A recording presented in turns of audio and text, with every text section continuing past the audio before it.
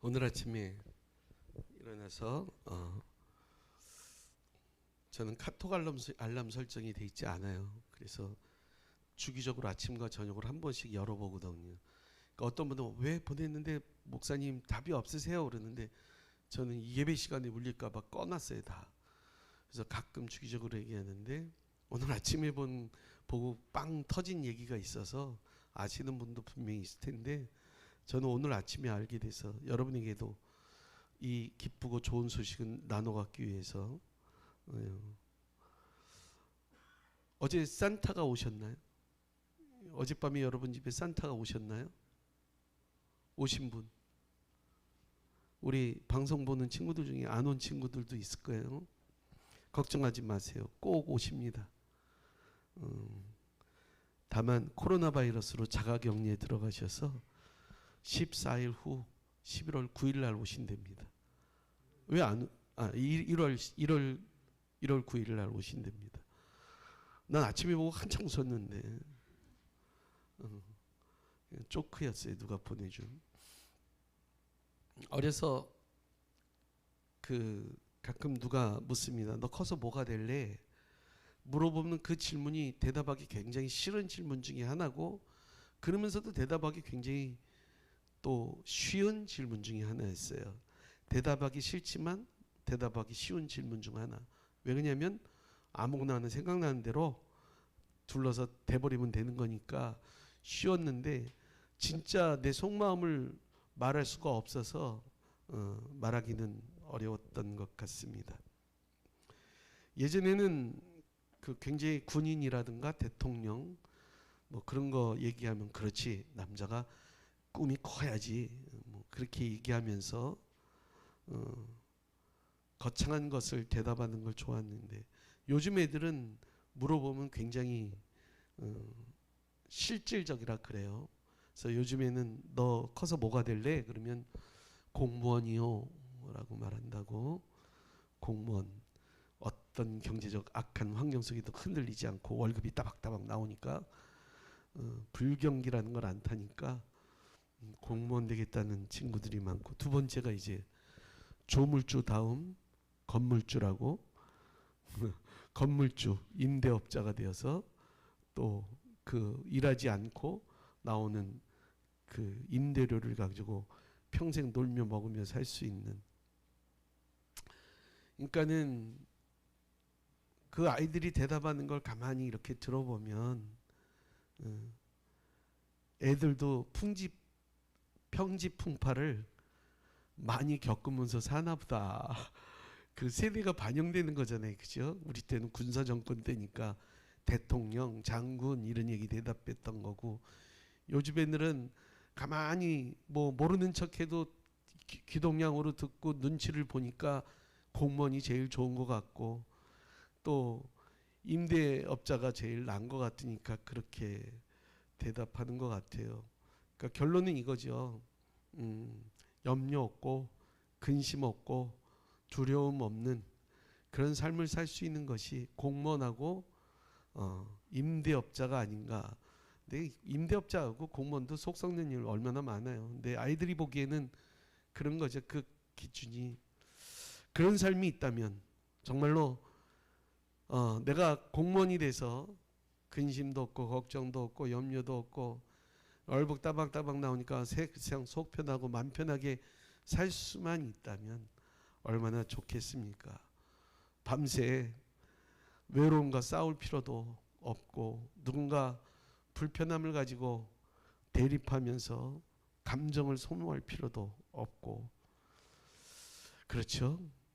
그런 삶이 있다면 내일이 부담이 아닌 기대감으로 기대하지 않을까요? 그런데 사실 우리는 내일에 대한 기대보다도 부담이 더 크거든요.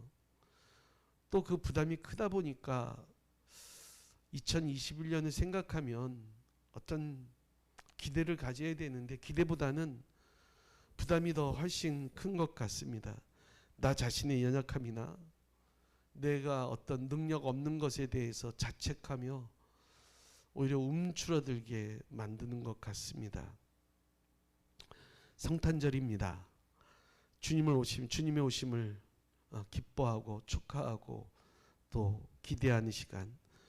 여러분에게는 이 시간 주님께서 이 땅에 오셔서 어떻게 여러분의 문제와 상황을 만져주시고 해결해 주시고 함께 해 주시기를 원하십니까?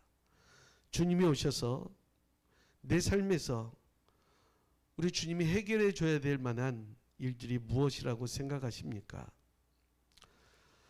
주님 오심을 간절히 그리고 기다리고 또 그 오심을 축하하면서 무엇보다도 하나님 주님께서 2000년 전에 오셔서 그 어둠을 몰아내고 빛을 보여주셨던 것처럼 이 마른 땅에 이 곤고한 땅에 오셔서 다시 한번 이 세상을 덮고 있는 그 어둠을 몰아내 주시고 환한 빛으로 밝혀주셨으면 참 좋겠다 하는 그런 기대와 소망을 이 성탄절 아침에 갖습니다.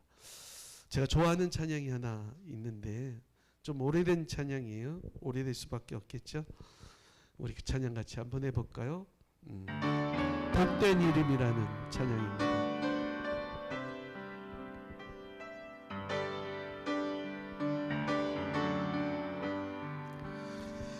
내 사랑하는 그 이름 예수 복된 예수 내 귀에 음악 같도다 예수 복된 예수 귀하다 그의 이름 갈보리사 내 어린 양 귀한 생명 버리셨네 예수 복된 예수 내 맘에 계신 그 이름 예수 복된 예수 내 눈에 눈물 씻기는 예수 복된 예수 귀하다 그의 이름 갈보리사 내 어린 양 귀한 생명 버리셨네 예수 복된 예수 주의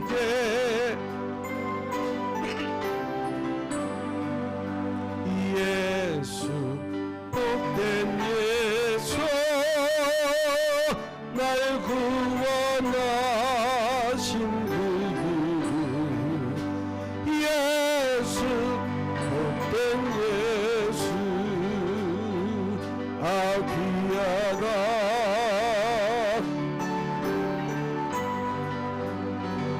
갈보리사 내 어린 양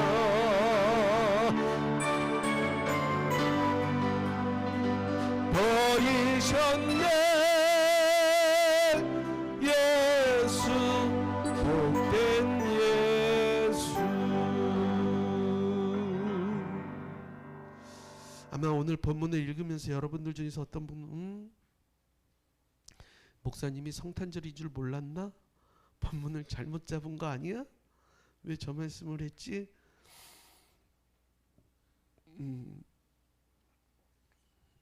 이 말씀을 준비한 이유가 있습니다. 이 말씀은 보통 우리가 이제 29절 읽어볼까요? 그 사람이 자기를 옳게 보이려고 예수께 여짜오되 그러면 내 이웃이 누구니까? 그러니까 내 이웃이 누구냐라는 질문이 있었고 마지막 37절 말씀을 읽어봅시다. 이르되 자비를 베푼 자이다. 예수께서 이르시되 가서 너도 이와 같이 하라 하시니라. 강도 만난 사람을 구해주고 고쳐주고 돌봐주었던 선한 사마리아 사람. 선한이란 말은 없죠, 사실. 사마리아 사람, 그 사마리아 사람처럼 너도 되라라는 그런 어떤 말씀으로 이해할 수가 있을지 모르겠습니다. 아까 말했듯이 너 뭐가 되고 싶어? 그러면 뭐가 된다는 생각은 만났지만 되고 난 다음에 뭘 해야 되는지는 가르쳐 주질 않았어요. 그러다 보니까 되는 것까지는 가능했을지 모르는데 그 된 다음에 그 신분에 맞지 않는 엉뚱한 가치관, 행동들을 보여줄 수밖에 없었었죠. 선한 사마리아 사람이 되기 위해서 필요한 것이 있습니다. 그 먼저 전제돼야 되는 것이 있는데 어떤 사람이 그런 사람이 될 수 있을까? 그걸 한번 같이 오늘 말씀을 보면서 나누려고 하는 거예요. 어떤 사람이 예루살렘에서 여리고로 내려가다가 강도를 만났습니다. 이 강도는 돈만 뺏는 좀도둑이 아니라 사람을 때려서 거의 거지반 죽게 만들어 놓고 게다가 옷까지 벗기고 길가에 수치스럽게 내던져 버리고 갔습니다. 마침 예루살렘에서 내려온 제사장이 그 길을 지나가게 되었습니다. 그러나 그는 그 사람을 오히려 못 본 것처럼 쓱 피해서 돌아가서 가버렸습니다. 율법을 가르치는 레위인도 그 자리를 피해서 지나갔습니다. 참 안타까운 장면들이죠. 뭐가 그리 바빠서, 뭐가 그리 중요한 일이 있어서 죽어가는 사람을 그냥 지나치게 만든 걸까요? 아까 말했죠. 누가 됐냐, 뭐가 되냐. 제사장이나 됐는데, 레위인식이나 됐는데, 제사장이 되고 레위인이 되었지만 뭘 해야 되는지는 잘 모르는 것 같아요. 뭐가 그리 대단한 일을 하길래 사람이 죽어가는데도 모르는 척 해야 될까요? 그 사람을 좀 돕는 게 그게 번거로웠을까요? 사람이 죽어가는 일 앞에서까지 자신이 가야 할 길만 바라보고 내달리게 만드는 것.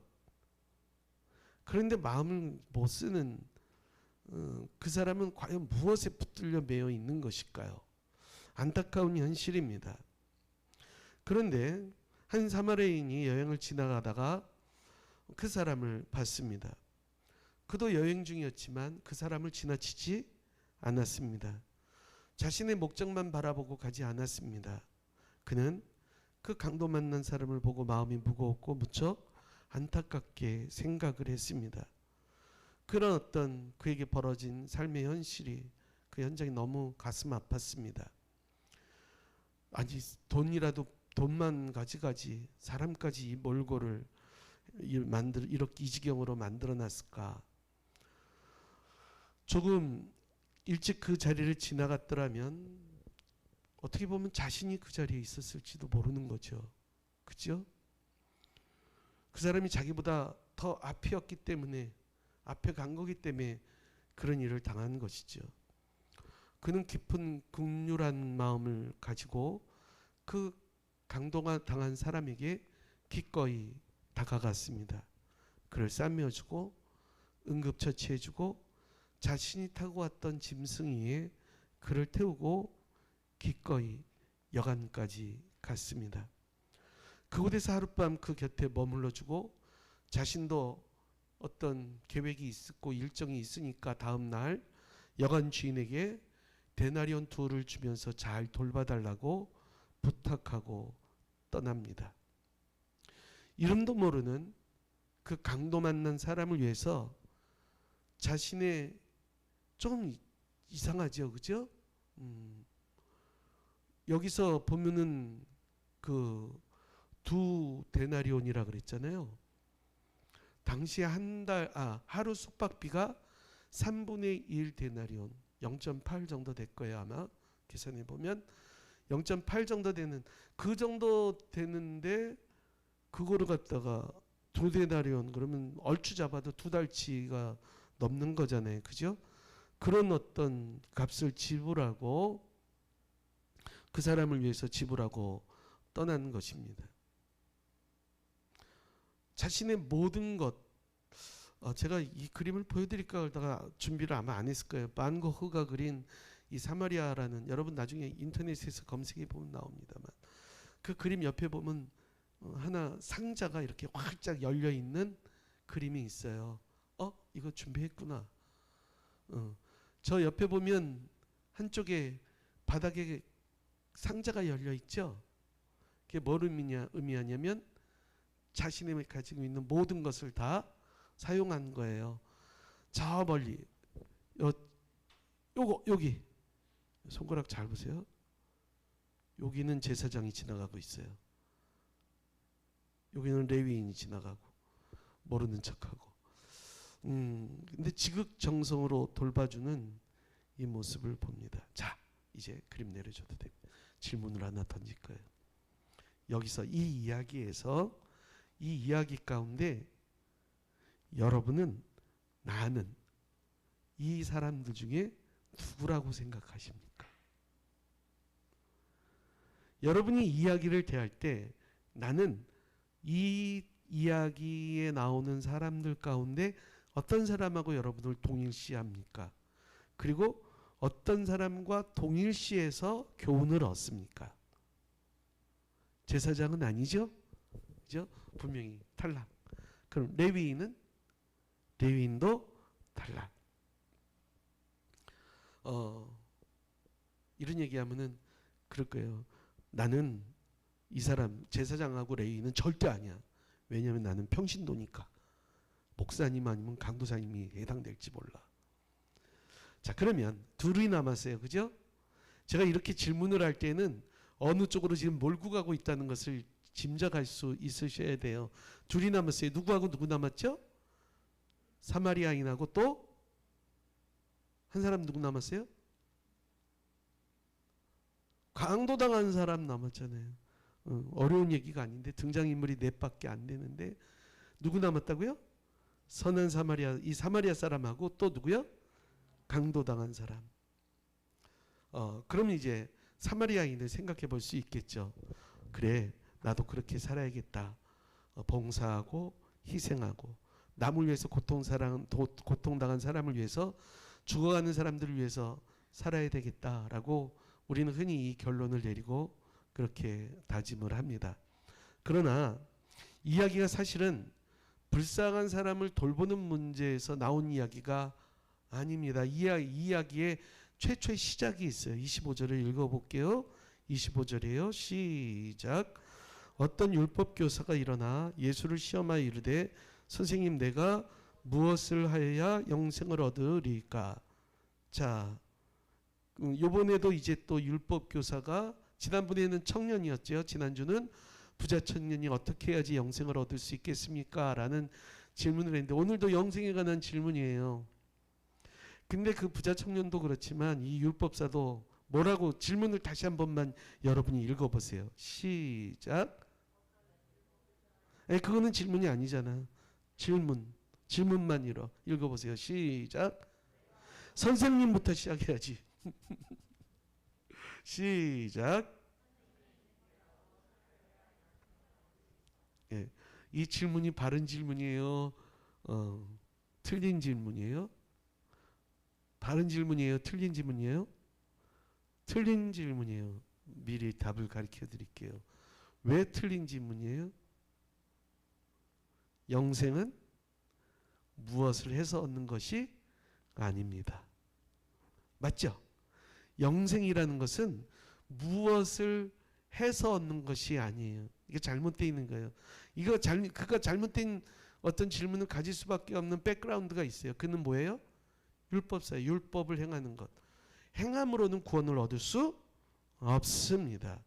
여기 29절에서 37절 말씀에서 너도 이와 같이 하라 라고 그랬어요. 이것을 한다고 영생을 얻는 것은 절대로 아닙니다. 그 관점에서 생각해 보면 우리는 완전히 다른 결론에 이를 수가 있습니다.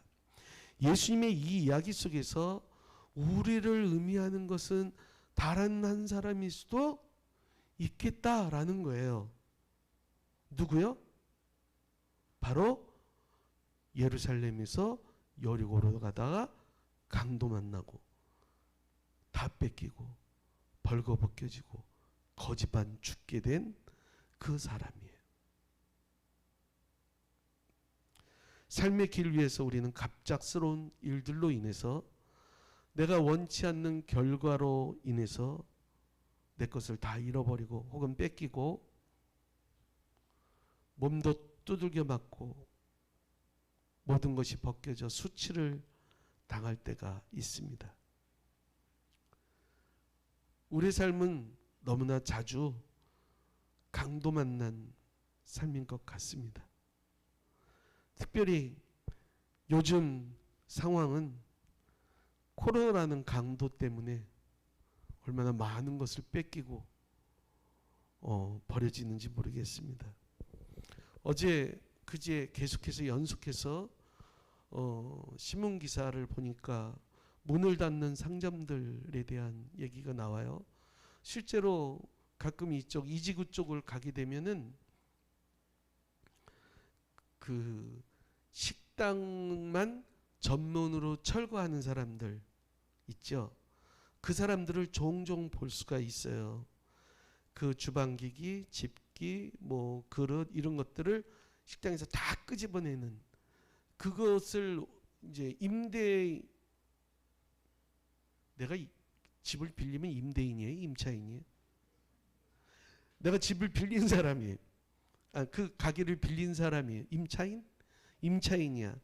그러면 이제 나갈 때 거기를 내가 들어오기 전처럼 원래대로 해놓지 않으면 보증금을 못 받습니다. 그러니까 보증금이라도 건지기 위해서 해야 되는 게 뭐냐면 그걸 다 드러내서 고물장사한테 팔아버리는 거예요. 산지 얼마 안 되는 집기들이나 새거 이런 것들이 고물값에, 헐값에 팔려가고, 요즘 그런 것들만 전문적으로 다루는 가게들도 너무 많아서, 그런 집기류들이 너무 차고 넘치게 너무 많아서 처치 곤란할 정도로 어려움을 갖는다라는 이야기를 많이 듣습니다. 삶의 곳곳이 강도를 만났죠.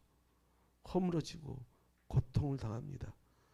특별히 요즘 20대 혹은 30대 초반 청년들의 여자 자매들의 자살률이 굉장히 높다 그래요. 왜냐하면 가뜩이나 취업이 어려운데 남자들도 안 되니까 이젠 여자는 아직도 차별이 있잖아요. 그러다 보니까 문턱이 더 높아져서 좌절하고 절망하는 그런 자매들, 강도 만나서 스스로 목숨을 끊어버리는 그런 자매들도 많다는 정말 가슴 아픈 이야기를 듣게 됩니다. 여러분들은 그런데 관심이 더 많을 텐데 목회자다 보니까 또 관심이 많습니다. 올해만 대한민국에서 문을 닫는 교회가 3,000개라고 합니다. 3,000개. 올해만. 강도나 만난 사람처럼 누워 있습니다. 그렇게 우리 스스로 일어날 수 없는 길 위에서 한 분이 필요한 겁니다. 바로 선한 사마리아 사람이지요. 아무도 나를 돌봐주지 않는 길 위에서 나를 돕는 것이 자신에게 어떤 피해가 갈까봐 염려하던 사람들 사이에서 나를 찾아와 주시고 나의 아픔과 환부를 만져주시고 고쳐주시고 치료해 주시고 그 낮은 나의 자리까지 내려오셔서 자신이 앉았던 자리에 나를 앉혀주시고 안전히 쉴 수 있는 곳까지 인도해 주시는 분, 바로 예수 그리스도입니다. 바로 우리는 사마리아 사람이 필요합니다. 각자의 길 위에서 여러 모양으로 쓰러져 있을 때 우리의 존재를 아무도 귀하게 여겨주지 않을 때 너는 참 귀하다고, 너는 회복되어야 한다고, 나는 너를 새롭게 할 것이라고 내가 너를 다시 일어나게 해주겠다고 말씀해 주시고 나에게 최선을 다해서 사랑해 주시는 그분, 이 성탄절에 바로 우리에게는 예수님이 필요합니다. 마태복음 9장 36절에 무리를 보시고 불쌍히 여기시니 이는 그들이 목자 없는 양과 같이 고생하며 기진함이라. 예수 그리스도는 당시에 무리들을 바라보시고 그들이 고생하며 기진한 것을 불쌍히 여기셨습니다.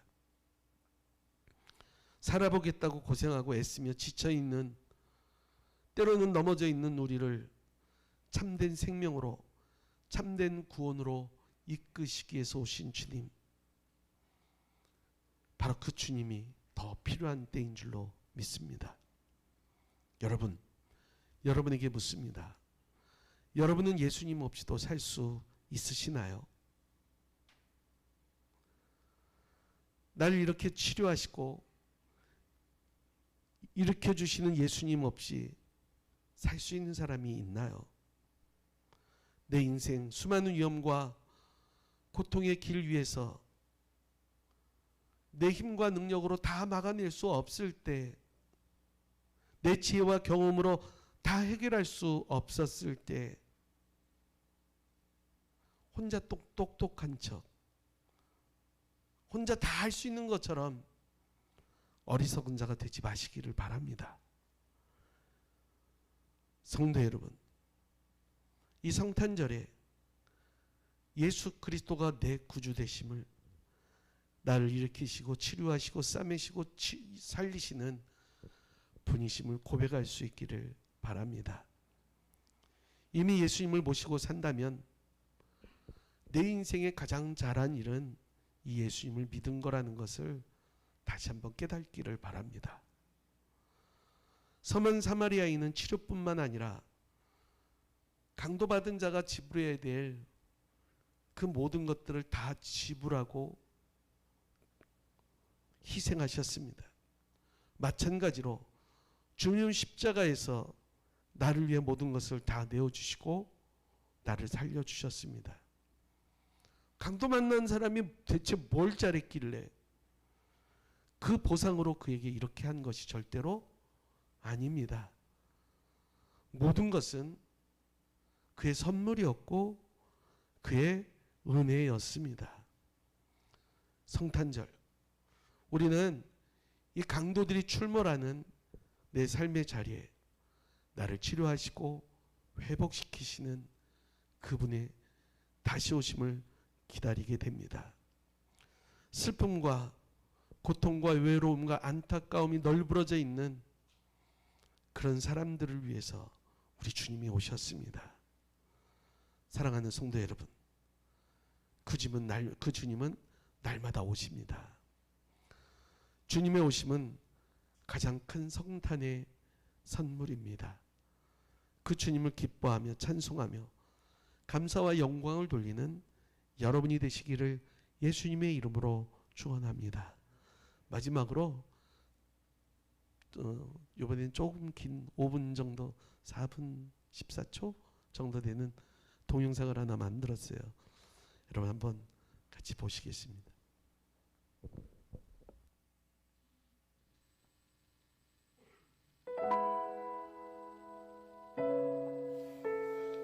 러브레터.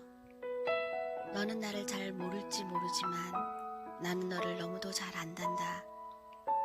너의 앉고 일어섬을 알고 너의 모든 행위를 알며 너의 머리털을 다 셀 정도지. 이는 내 형상대로 너를 만들었기 때문이다.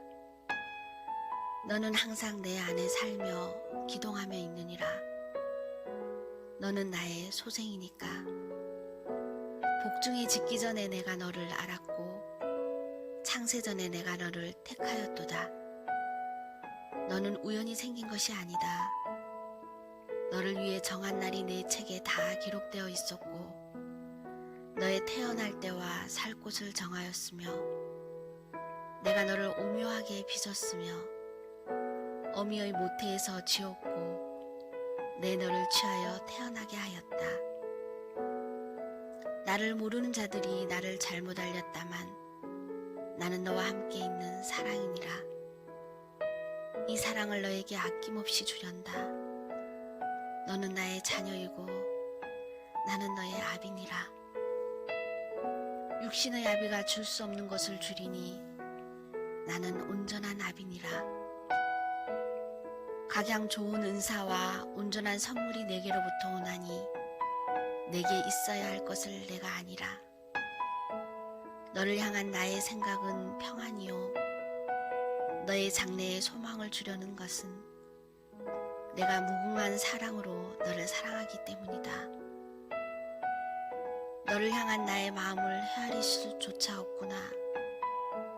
나는 너로 인하여 기쁨을 이기지 못하여 노래 부르며 너에게 복 주기를 멈추지 아니하리니 너는 나의 소유니라. 내가 기쁨으로 너에게 복을 주며 나의 마음과 정신을 다해 너를 이 땅에 심으리라. 보아라, 내가 알지 못하는 크고 비밀한 일을 내게 보이리라. 내가 마음과 성품을 다하여 구하면 나를 만나리니 나를 기뻐하라.